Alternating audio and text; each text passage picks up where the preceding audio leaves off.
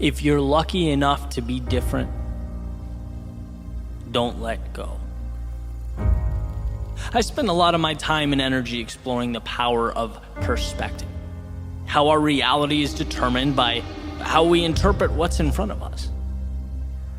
How one person can look at one thing and see pain or a problem or a barrier, and another person can look at that exact same thing and see opportunity or a future win or a bridge to something better. And I think one of the best examples of this is how we perceive those qualities that make us unique. Those things that put us in a different category. Maybe we're a little hesitant to fully embrace because they're not common. And when it comes to that which separates us from everyone else, well, I believe we have a decision to make. I'm going to go back to Robert Frost's fork in the road, right? He says, 2 paths diverged in a wood. I took the one least traveled by, and that made all the difference. On the surface, you could easily brush this off as trivial. It's like, oh, nice, that's cute. He took the path less traveled by.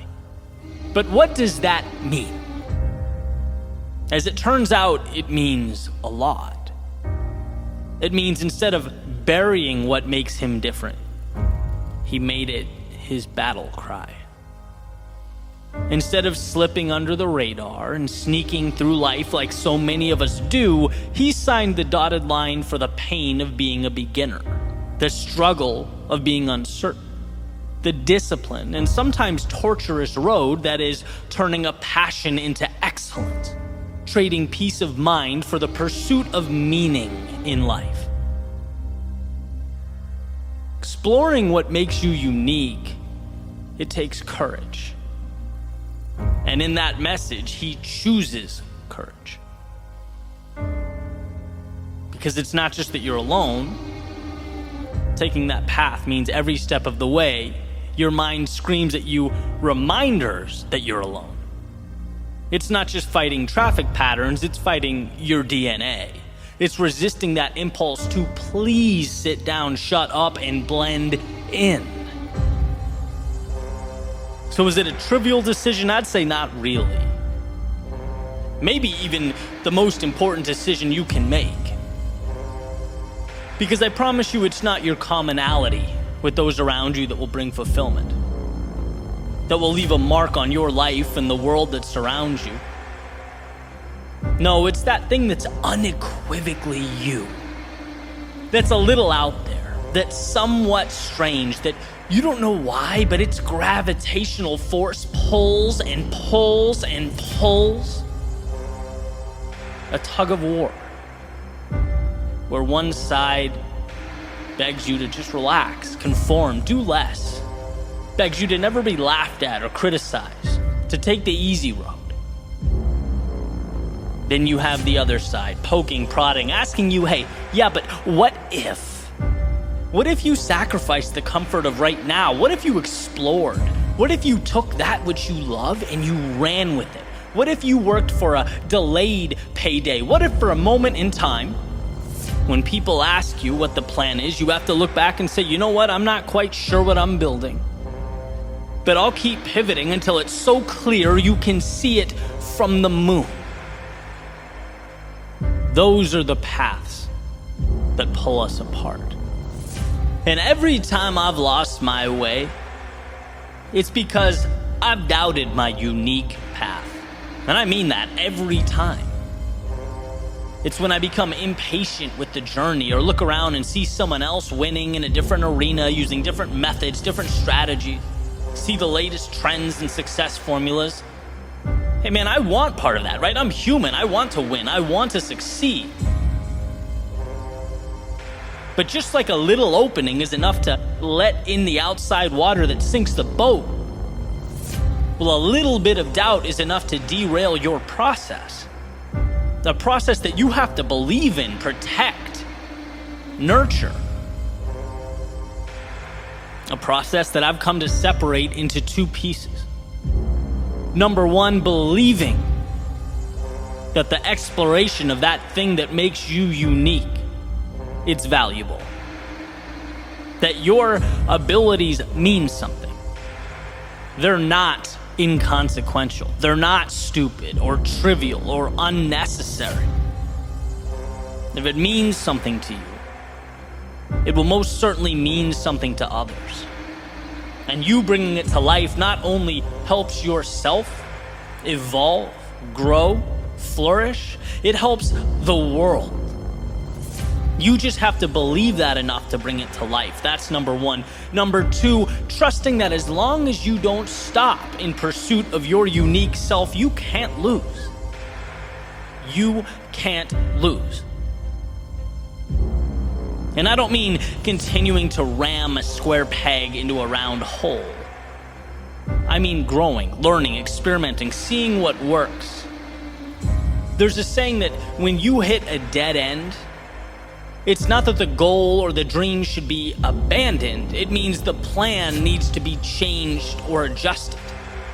And as you get better and more experienced and continually work to adjust your strategy and your plans, learn from your mistakes, it becomes a matter of time. You increase the odds with every step forward. Being different is the most precious thing afforded to you. But to realize that miracle requires a combination of both the mythical and the practical, the imaginary and the real. Dream that dream, visualize that growth, create a world out of those ideas that don't exist yet. But also understand that the conversion process from dream to reality is a practical one. It requires repetition. Learning, losing, adjusting, and people don't like that. It's much easier to blend in than spend years pushing through the agony of setting yourself apart. But it's worth it. And the evidence is so obvious, so plainly pointing to the fact that we only celebrate the outcasts, the crazy ones. We sit around campfires, listen to lectures, watch movies and documentaries about the people that had every reason to doubt themselves but kept moving forward. About the people who could have swept their unique abilities under the rug, but instead used them as their foundation for everything. Not being distracted by what's popular or how anyone else lives or operates. Not seeking to be anyone but themselves, knowing that that is enough. Knowing it's the seed to something precious. The only question is, will you provide the right conditions and nourishment for that little seed to grow? Will you do what so few people have the courage to do? Let their authentic selves shine through. Let who they are emerge. Emerson has a quote. He says, "To be yourself in a world that's constantly trying to make you something else is the greatest accomplishment." He goes on to say, "My life should be unique. It should be an alms, a battle, a conquest, a medicine." And see, perpetual happiness is a fool's errand. No, life is full of trials and tribulations and ups and downs. But fulfillment comes from that quest for meaning, for more, for building something, for creating your unique self, a process, a pursuit that must be chiseled from stone. It's never given or provided. It has to be found. Take it. And as Emerson beautifully implies, now is the time. The question is, what are you going to make with this once-in-a-lifetime opportunity? What will you make of the possibilities that only you know, only you understand, that only you can bring to life? Never doubt yourself, or your gifts, or the things that set you apart.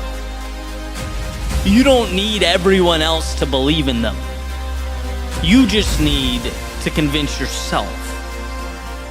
Everything else, it falls right into place.